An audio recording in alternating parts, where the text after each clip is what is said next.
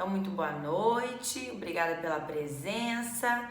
Boa noite, bom dia ou boa tarde para você que está assistindo no gravado. Sejam todos muito bem-vindos. Iris, obrigada pela sua presença, tá bom? Nós vamos começar. Hoje nós vamos falar sobre o início do treinamento dentro da nossa modalidade, né? Como que funciona. E nos stories hoje eu abri uma caixinha de perguntas, né, para o pessoal mandar a dúvida, o que gostaria de saber de como funciona, né, o treinamento, o início do nosso treinamento, como que é na nossa modalidade, né?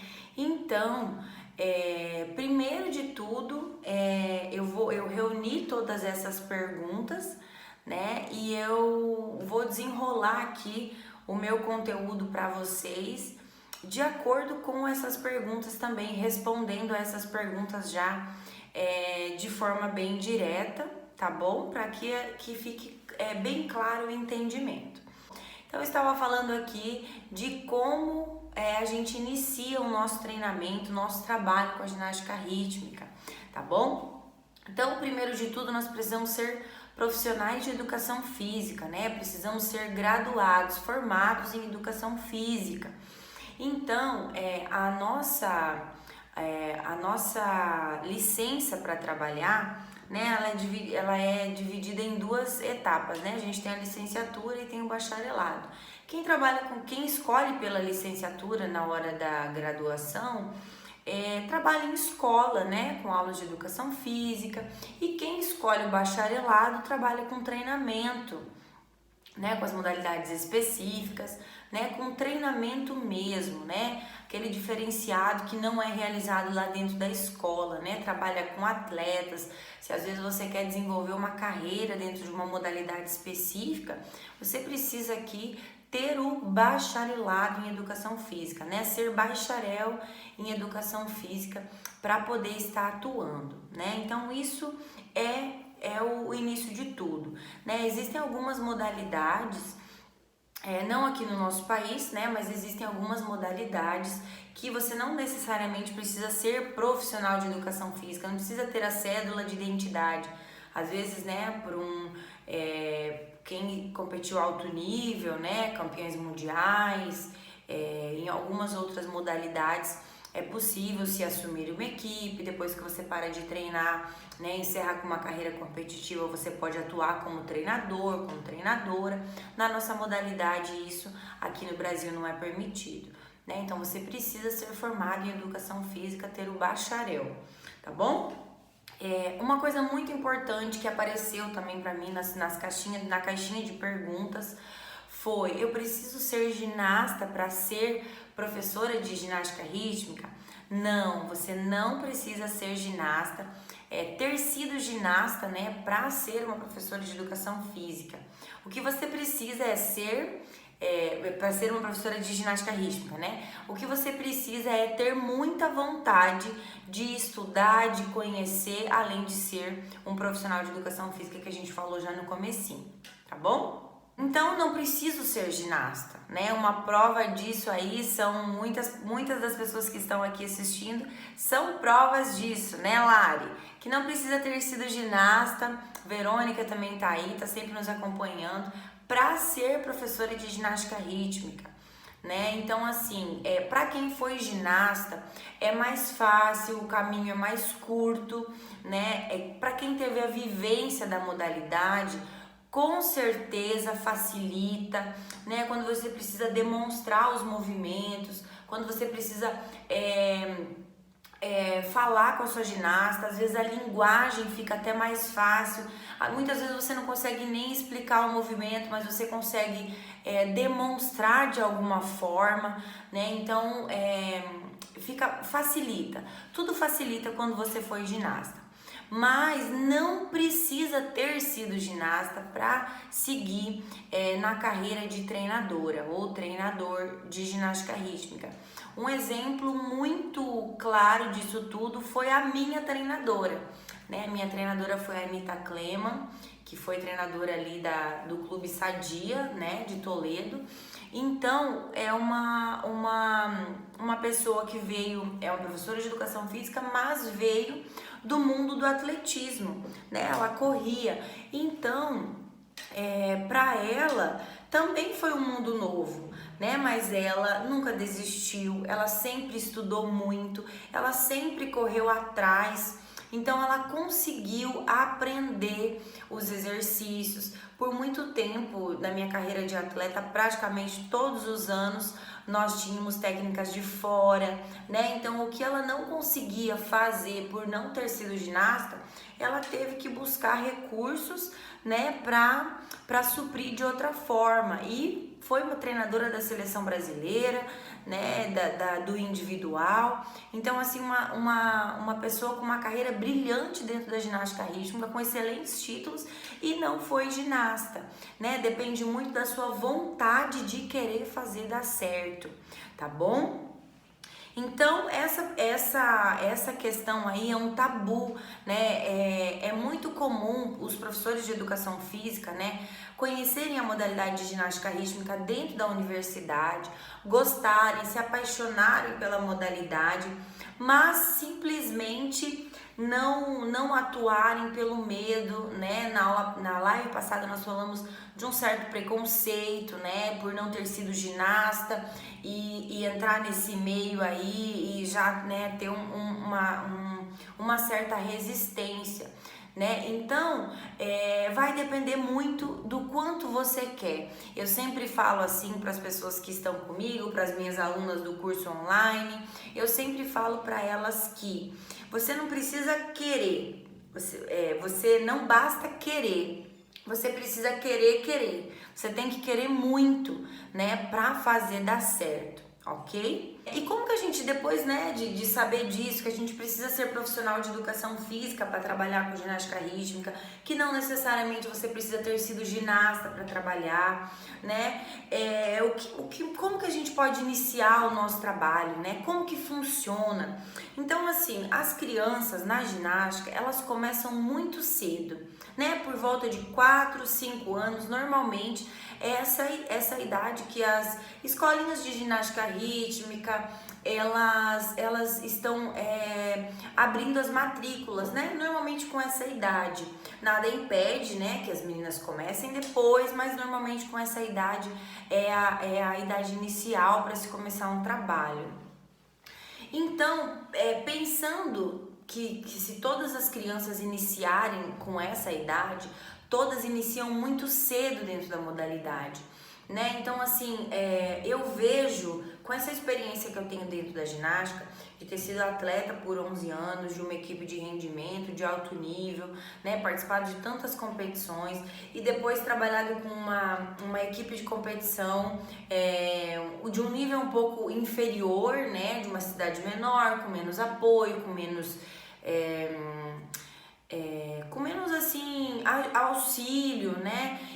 Patrocínios. Então, assim, juntando tudo isso, o que eu percebo, assim, que eu sempre falo para vocês aqui, que o principal, a gente precisa ter um olhar generalizado com as nossas crianças, né? Um olhar geral, um olhar global, né? Eu não posso pensar que, como as ginastas elas são muito flexíveis, eu já começar trabalhando flexibilidade, né? Já começar trabalhando esses exercícios específicos. Quando a gente vai começar um trabalho na nossa modalidade, nós precisamos ter um olhar totalmente geral, como se nós não estivéssemos formando ginastas, né, de ginástica rítmica, mas como se nós estivéssemos dando toda uma base motora, né, uma base, a gente trabalha muito com o cognitivo, com o emocional também, né, então a gente precisa montar essa base para estarmos preparando as nossas ginastas. Não adianta a gente pensar em trabalhar lá a flexibilidade, na ginástica rítmica tem o salto espacato, já vou querer começar a ensinar o salto espacato para minha ginasta. Eu não posso ir por aí, eu preciso ter essa base. Então a gente tem que ter esse olhar geral para as nossas crianças. E como que eu posso fazer esse desenvolvimento delas? né? Começando aí, pensando que nós começamos com essa idade de 4 ou 5 anos, a gente trabalha muito a coordenação motora, a gente trabalha a psicomotricidade, né? A gente trabalha a propriocepção, então a gente trabalha as formas de deslocamento, então a gente começa de tudo muito simples e muito básico, tá? E o que às vezes dificulta muito o trabalho da ginástica é porque a gente não entende, na verdade, não é que não entende, não leva em consideração. O trabalho de base, ele é o trabalho mais complexo que tem dentro da ginástica. Por que um trabalho mais complexo? Porque ele é um trabalho que exige tempo, você precisa se dedicar muito, é um trabalho que exige repetição, né? É um trabalho que demanda muita energia, tanto da treinadora quanto da ginasta, né? Quanto da equipe. Então, é um trabalho que às vezes a gente gostaria de passar por cima dele e ir direto lá para os trabalhos mais específicos, tá? Mas esse trabalho, ele que vai determinar a carreira da ginasta. Então não adianta a gente começar de trás para frente, a gente precisa fazer a nossa ginasta de forma progressiva, a gente precisa fazer com que a ginasta aprenda tudo de forma progressiva. E se eu começar trabalhando flexibilidade, eu vou estar pulando etapas, tá? E isso é muito importante, nós não podemos esquecer, ok? E uma das coisas que eu venho estudando nesse tempo, principalmente aí nesse tempo de quarentena, onde a gente está tendo um pouco mais de tempo para estudar, né, podendo assim se dedicar um pouco mais a algumas coisas que a gente não fazia antes, né, não dava tanto tempo por causa da rotina corrida, né, então uma coisa assim que eu percebo bastante o código de pontuação na ginástica rítmica, ele tá mudando muito, ele não tem praticamente nada a ver com o código que era da minha época de ginasta, né? Os regulamentos, eles estão diferentes, então assim, eu percebo assim que tá tendo essa evolução muito positiva. E para quem tá chegando agora ou que não ainda está se inteirando tanto, né, do que eu estou falando, e às vezes pegou a conversa, né, pela metade, eu estou falando do código de pontuação e às vezes deve estar se perguntando o que é isso, né? Dentro da nossa modalidade existe um órgão que rege, né, que é o responsável pela nossa modalidade, que é a FIG, a Federação Internacional de Ginástica. E ela é responsável, né, rege as ginásticas aí pelo mundo, né, todas as ginásticas. Então, ela que regulamenta, né? Então, ela tem um documento que é o Código de Pontuação. Ele é válido de 4 em 4 anos, né? A cada ciclo olímpico, essas regras, elas mudam, elas são alteradas, né? Agora, vamos ter, como nunca aconteceu em toda a história, nós vamos ter um ciclo olímpico de 5 anos, né? Que o nosso código, eu tô até com ele aqui, ó.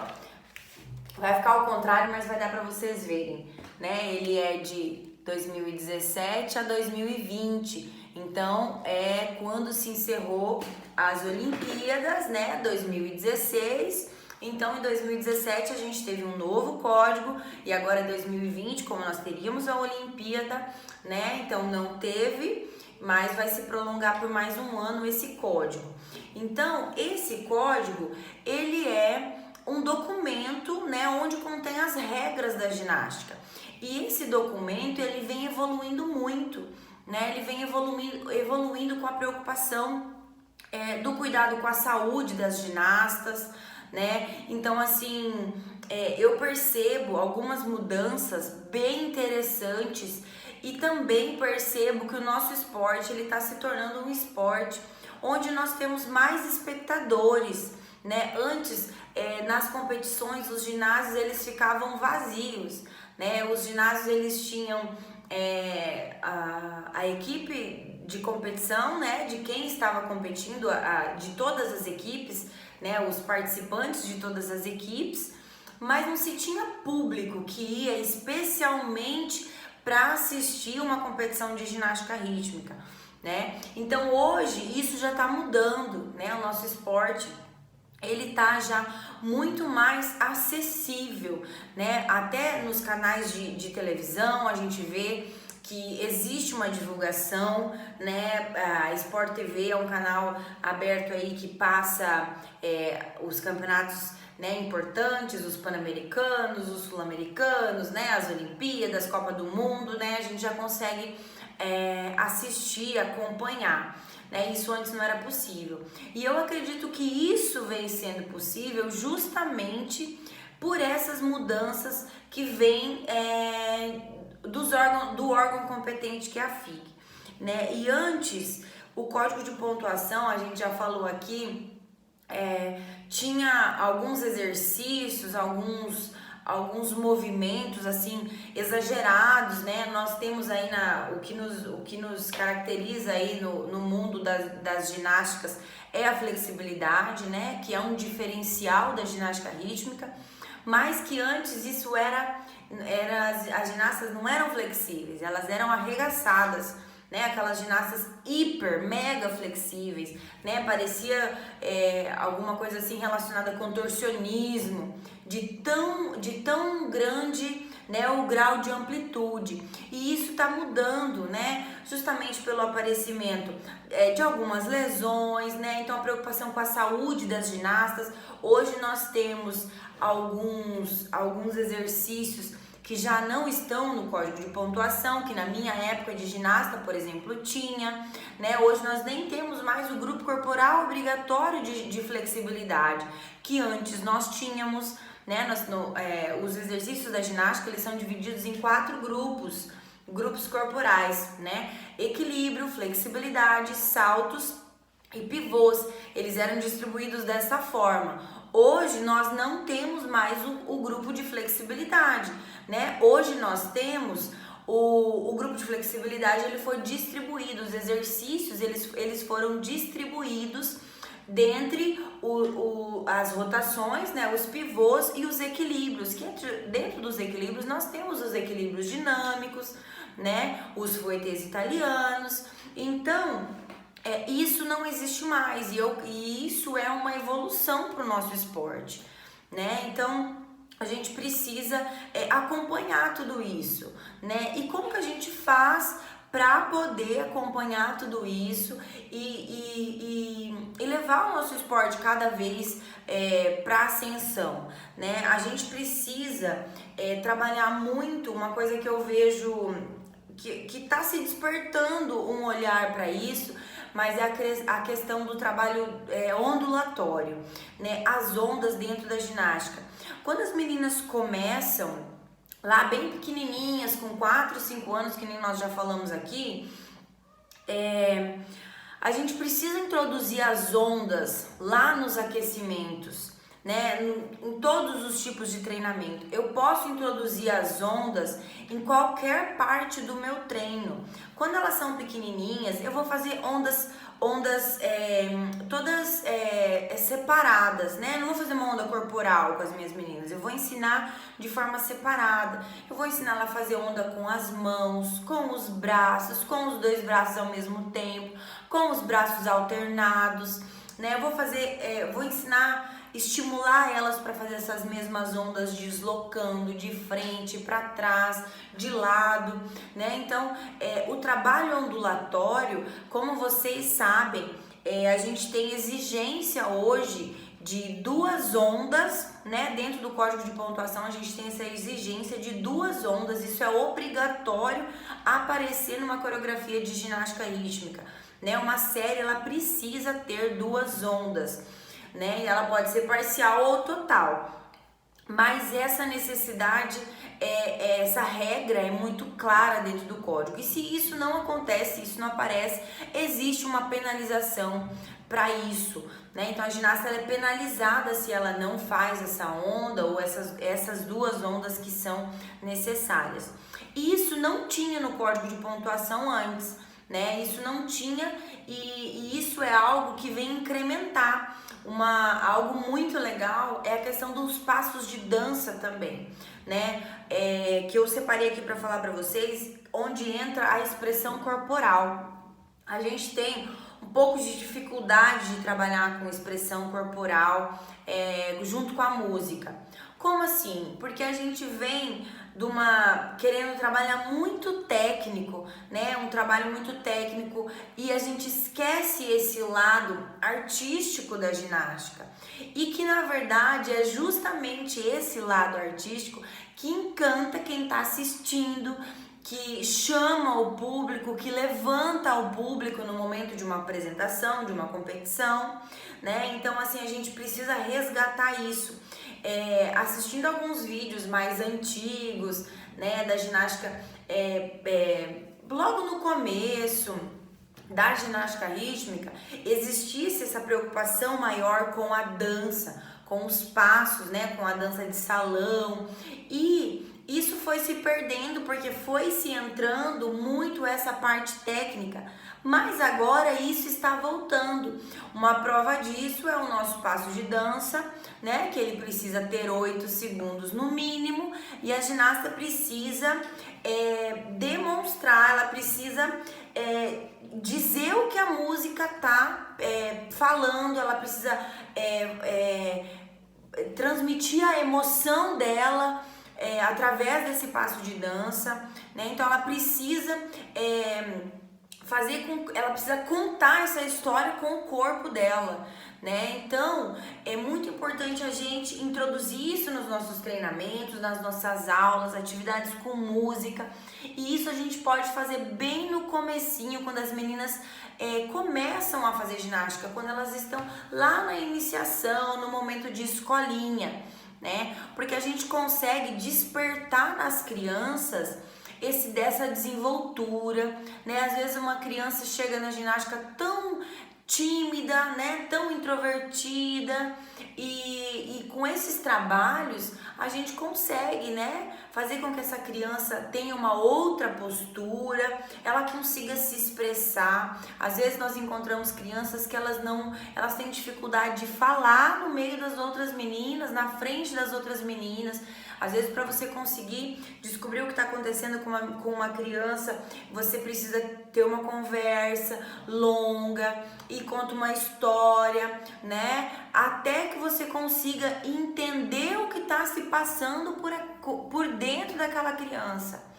E através do trabalho de expressão corporal, quando a gente utiliza a música, mesmo em trabalhos sem a música, né, mas que faz com que as crianças expressem os sentimentos, isso vai fazer muita diferença lá na frente, né? Quem vem da área do balé tem uma maior facilidade de fazer esse tipo de trabalho, né? Justamente por ter vivido aí no meio da dança, ter experimentado tantos estilos musicais, né? Então, assim, eu acredito que também facilita, né? Assim como quem foi ginasta facilita, tem um lado que facilita, para quem veio do balé também tem esse lado que facilita.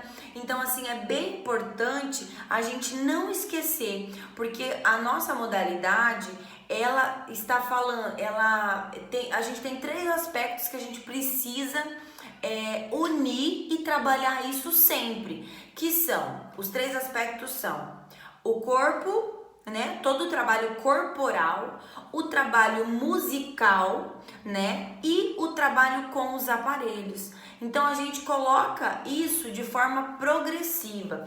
O trabalho com os aparelhos, ele vem um pouquinho depois do trabalho corporal, mas a música a gente pode introduzir ela desde das primeiras aulas. É muito importante as crianças conseguirem se sentir,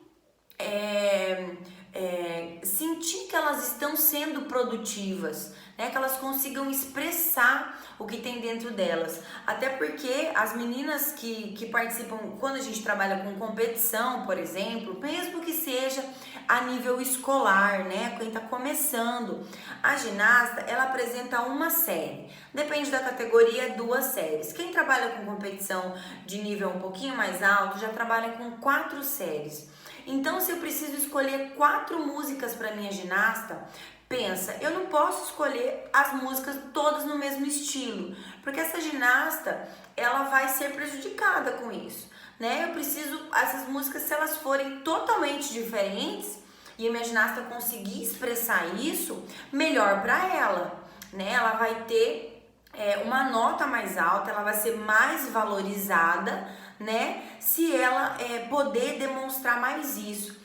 Mas para que ela possa fazer isso, ter 4 séries, por exemplo, uma de cada ritmo, né? Uma série lenta, que seja melancólica, que traga um sofrimento, que ela consiga demonstrar essa melancolia. Na outra ela tem uma música super alegre, né? A outra é uma música forte. Então assim, quanto mais a minha ginasta eclética for, melhor para ela, tá? Isso é muito valorizado.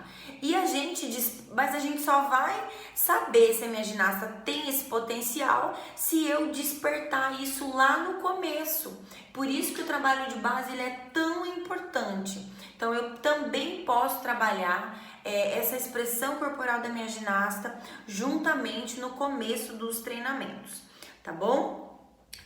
Outro trabalho muito importante para nós levarmos em consideração no trabalho de base, quando a gente está começando com as nossas ginastas, e é uma coisa que tem que partir da treinadora, né? É a questão de trabalhar simetria com as nossas ginastas. Por exemplo, todo mundo sabe, né, que as ginastas elas têm uma perna dominante.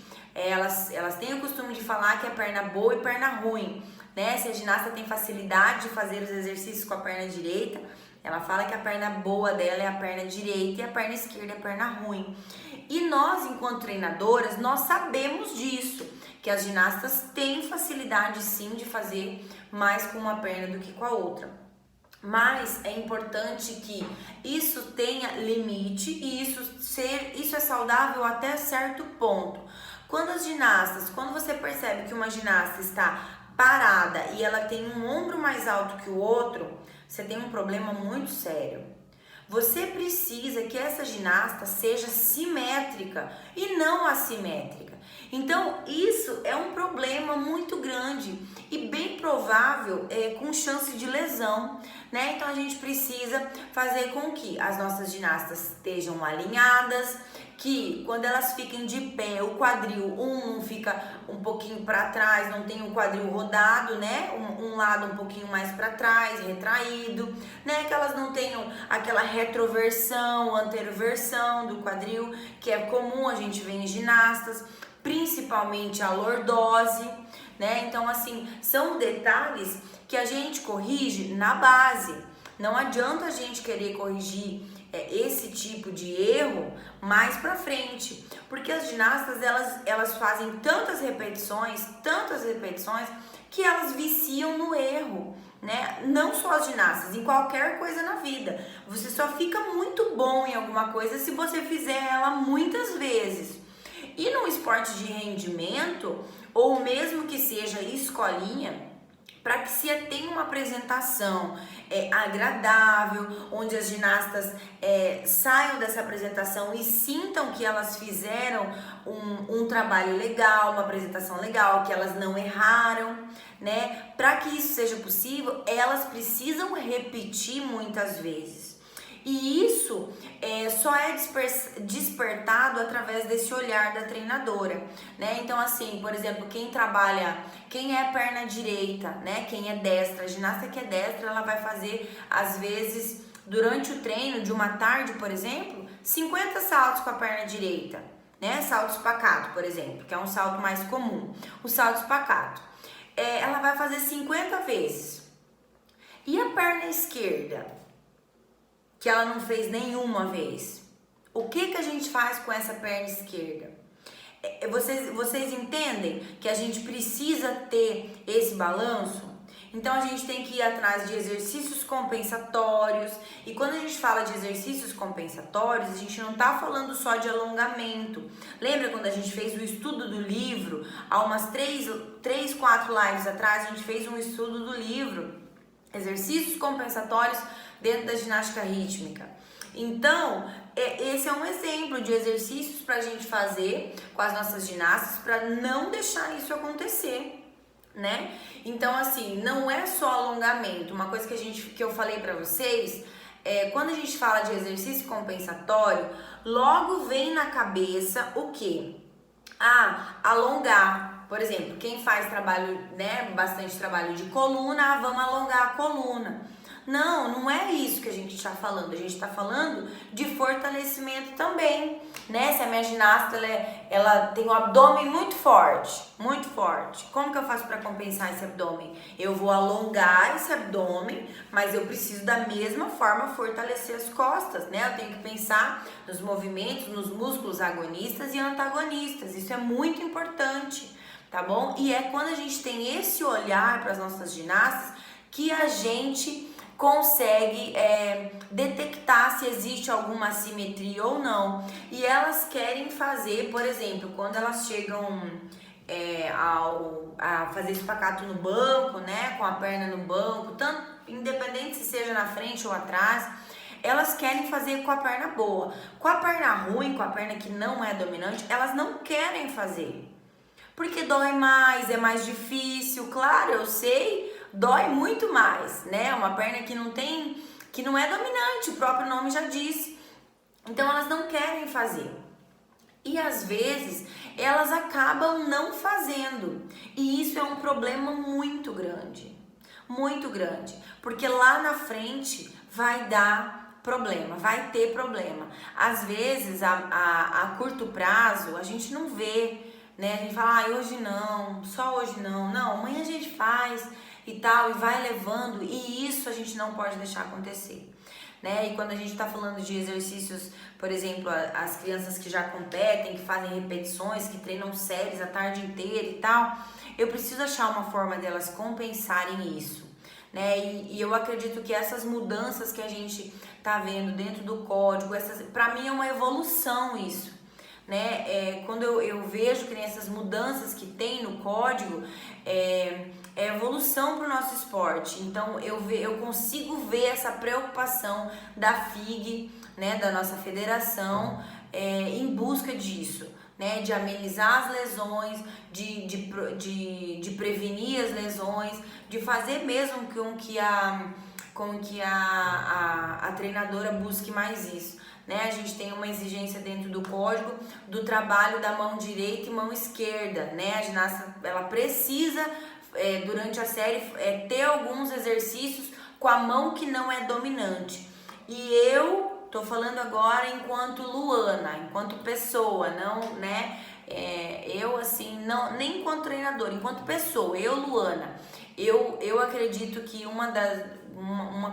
algo que seria muito bom seria a FIG colocar que da mesma forma como as duas mãos precisam trabalhar os aparelhos, as duas pernas também precisam fazer algum tipo de exercício, nem que seja uma dificuldade, não sei de que forma, isso é uma opinião minha. Eu acredito que a gente colocaria aí, teria mais força ainda essa busca pela assimetria das nossas ginastas. É muito comum você entrar num centro de treinamento e encontrar ginastas muito tortas, né? Com bastante assimetria de ombro, com quadril bastante rodado, um pé que é bem... pé chato a gente fala, né? Ou que o pé é muito andedão, o pé é muito andeor, um pé é diferente do outro. Então isso é muito comum dentro dos grandes centros. E eu acredito que a gente... pode mudar isso, pode amenizar isso, né? Isso não é uma coisa que a gente faz do dia pra noite, mas a gente precisa trabalhar certo. E para quem tá começando, é uma excelente chance de ter ginastas diferentes lá na frente, até mesmo pela questão de termos ginastas com carreiras mais longas, né? A gente não é segredo para ninguém, ginasta tem carreira curta, então é muito importante, se a gente cuidar lá no início, prolongar a carreira dessas ginastas, tá bom? Um outro tópico que eu coloquei aqui para falar com vocês é a questão do código mais específico, né? O código de pontuação a gente encontra a gente encontra no site da FIG, né? Da Federação Internacional de Ginástica. Se você colocar lá no Google, você encontra. E entrando lá no site, nas regras, a gente encontra o código de pontuação, tá? Assim como eu falei pra vocês, ele é válido de 4 em 4 anos. Esse ano é um ano atípico, com toda essa pandemia aí, é um problema mundial, então a gente vai ter um código que vale por 5 anos, né? Que 2021 ainda, depois das Olimpíadas, né? O ano olímpico é onde são feitas as mudanças, tá bom?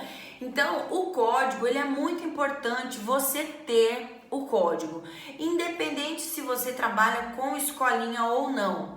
Tá? Por que é importante você ter o código, mesmo trabalhando com escolinha? Porque dentro do código a gente tem as dificuldades que são exigidas na ginástica, as dificuldades que existem na ginástica, né? Os equilíbrios, os saltos e os pivôs, tá? Então, se você tem acesso a esse material, você pode entender como esses exercícios são feitos, né? Então, quando você vai trabalhar, já é uma base, é um norte que você tem, principalmente para quem está começando. E a gente tem 5 línguas o código, né? A gente tem ele em russo, em francês, inglês, alemão e italiano. Essas são as 5 línguas que são oficiais da FIG, tá? 5 línguas que são oficiais, né? Aí você escolhe a língua que você domina, o que você acha mais fácil, né, de compreender, e imprime e estuda para poder trabalhar mais pautado. Eu uso o código aqui em espanhol, né? Mas você pode aí tá utilizando o que fica mais fácil. É bom para você ter noção do trabalho, né? Não que obrigatório tem que ter. Não tem que ter. Mas quanto mais conhecimento você tiver, mais o seu trabalho vai estar embasado. Então, melhor, né? E uma coisa que eu queria falar para vocês, uma pergunta assim bem específica da caixinha de perguntas que a gente teve hoje.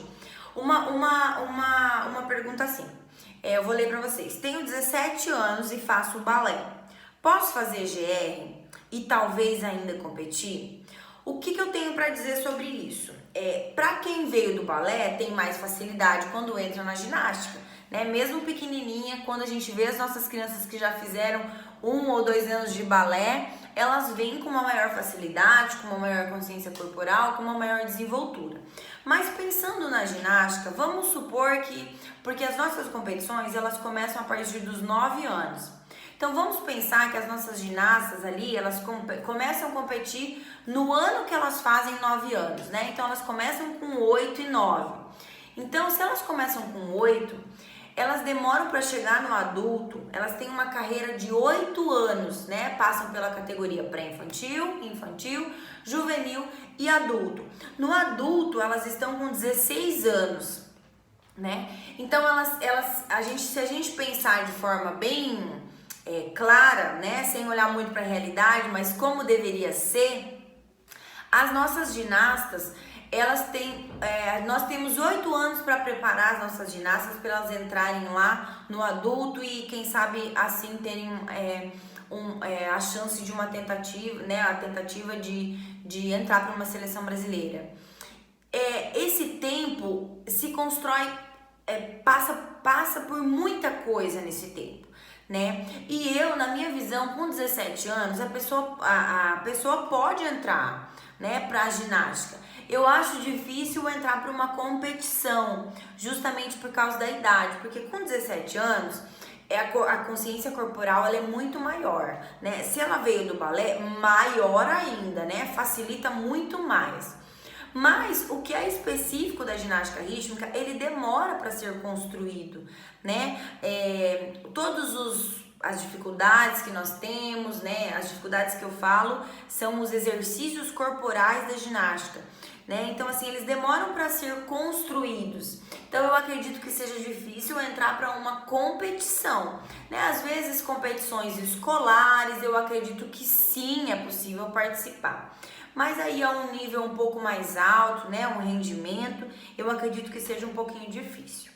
Tá bom? Gente, eu quero abrir para perguntas. Eu gostaria de saber se vocês que estão aí, vocês têm alguma pergunta. Se vocês gostariam de fazer alguma consideração, mande aí nos comentários, na caixinha. Se vocês quiserem, né, que às vezes explique um pouquinho mais sobre algum assunto disso que nós falamos, gostaria de estar dando aí um espaço para vocês agora, tá bom? Eu tentei, assim, reunir todas as perguntas da caixinha e trazendo para vocês aí de uma forma progressiva, para que ficasse mais fácil a gente desenrolar o conteúdo, né? Para que não ficasse muito conteúdo perdido, tá bom? E se vocês tiverem, mesmo após a live, alguma dúvida, alguma pergunta, vocês podem deixar aqui, né, nos comentários, podem me mandar no direct que a gente vai respondendo, tá bom? As nossas lives agora elas ficam salvas no IGTV, né? Então vocês podem acompanhar, fica mais fácil e depois eu subo ela lá no YouTube, tá bom? Vamos ver uma pergunta aqui. Sobre o código, você pensa em fazer um curso de uma forma fácil de entendimento? Olha, Iris, eu penso nisso,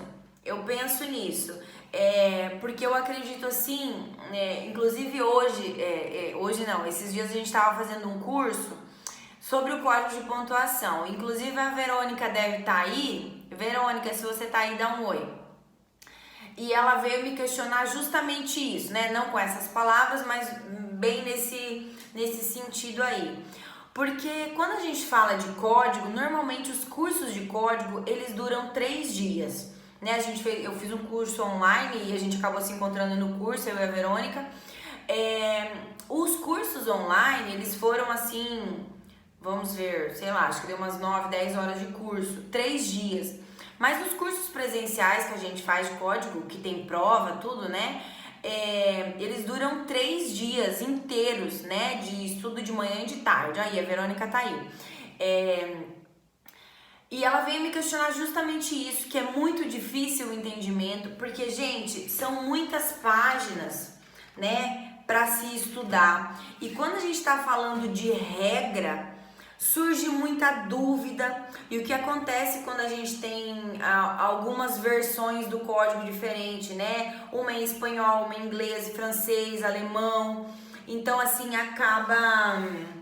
acaba dando divergências, né, de compreensão, e isso entra-se numa discussão, e uma fala uma coisa, outra fala outra coisa, e às vezes demora muito e isso é normal. A ginástica é assim, os nossos cursos de arbitragem, eles são assim, né? Se existe às vezes discussão lá na competição, imagina, a discussão que eu digo assim de discutir sobre um assunto para chegar num consenso, né? Imagina dentro de um curso onde tem muitas árbitras falando ao mesmo tempo, né? Então, eu tenho essa intenção sim, tá? De fazer um curso mais voltado pro código, porque bastante gente me pede isso, principalmente para quem tá começando. É difícil, não é fácil. A Verônica que tá aí, nós conversamos pelo WhatsApp, né, Verônica? A palavra era desesperada, né? Porque é muita coisa, é muita informação com pouco tempo, e a informação que é jogada assim, ó, é isso, e você não consegue absorver tudo, né? E que nem, deixa eu ver, Iris, eu já fiz e não foi tão eu já fiz e foi tão difícil, 3 dias, mas as pessoas já tinham contato. Para quem não tem muito contato, a gente fica para trás. Isso é verdade. E pensando nisso, Iris, eu gosto assim, que nem o meu trabalho, eu fiz o curso online, né, Dominando a Ginástica Rítmica, que fala apenas do trabalho corporal da ginástica, né? Em breve aí tem algumas novidades para vocês, mas eu não posso pular etapas, né? Eu não posso, por exemplo, assim, querer falar de código se às vezes a gente não falou de aparelho ainda.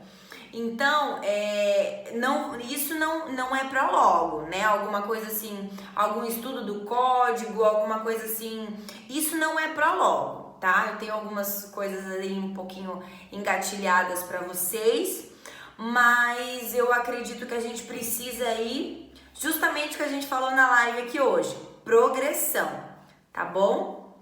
Então, fiquem ligadas aí que assim que tiver novidade, eu mando aqui pra vocês, posto aqui pra vocês, tá bom? Mas assim, não descarto isso já é uma coisa que tá na minha cabeça, tá? Mas não para um futuro tão próximo aqui, tem que ser um pouquinho mais pra frente. Eu acredito que a gente tem que estar um pouquinho mais preparada, né? O corporal, assim, a gente precisa tá mais preparado. Mas nada impede da gente fazer uma conversa um dia sobre o código, alguma coisa assim, né? Por exemplo, vamos fazer um estudo aqui não de seguir o código à risca, seguir à risca sim, mas eu digo assim, na ordem do código, como a gente faz nos cursos de arbitragem, até porque, né, precisa ser habilitada pela federação para dar um curso de código, mas um estudo de código a gente já fez bastante lá no estado do Mato Grosso do Sul, com a minha amiga Denise lá de Campo Grande, a gente já fez, a gente pode fazer isso, tá bom? Eu acredito muito, gente, em a gente aprender e aplicar. Não deu certo, tem alguma coisa errada, vamos voltar, pera lá. Aprende e aplica, tá? Então, por isso, justamente, vocês aqui, a maioria que tá aqui são minhas alunas do curso, por isso que eu dei de bônus para vocês uma assessoria, né? Para eu poder falar com vocês justamente do problema de vocês, da dificuldade de vocês, né? Nós já começamos a assessoria com a Verônica, né? Eu vi que a Iris está quase terminando lá o curso, né? Então a gente logo vai começar as suas também, Iris. Vamos conversar um pouquinho mais de perto. Essas sessões individuais, elas vão facilitar bastante.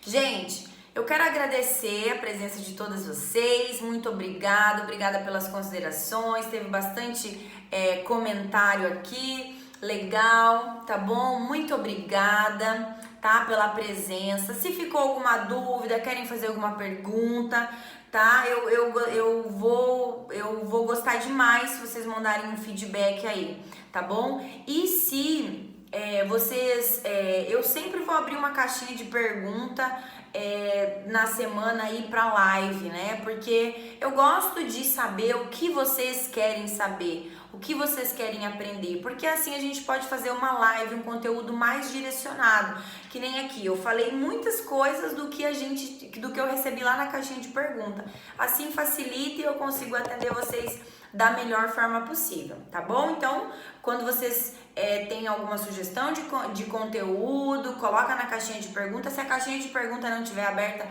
manda no direct, não tem problema. Tá bom, gente? Uma boa noite pra vocês. Bom dia ou boa noite se você estiver assistindo gravado, né? Ou boa tarde.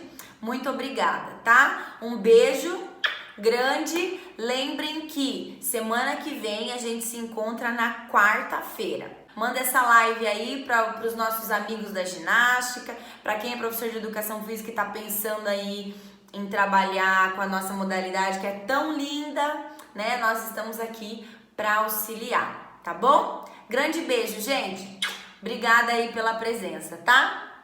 Tchau, tchau. Boa noite.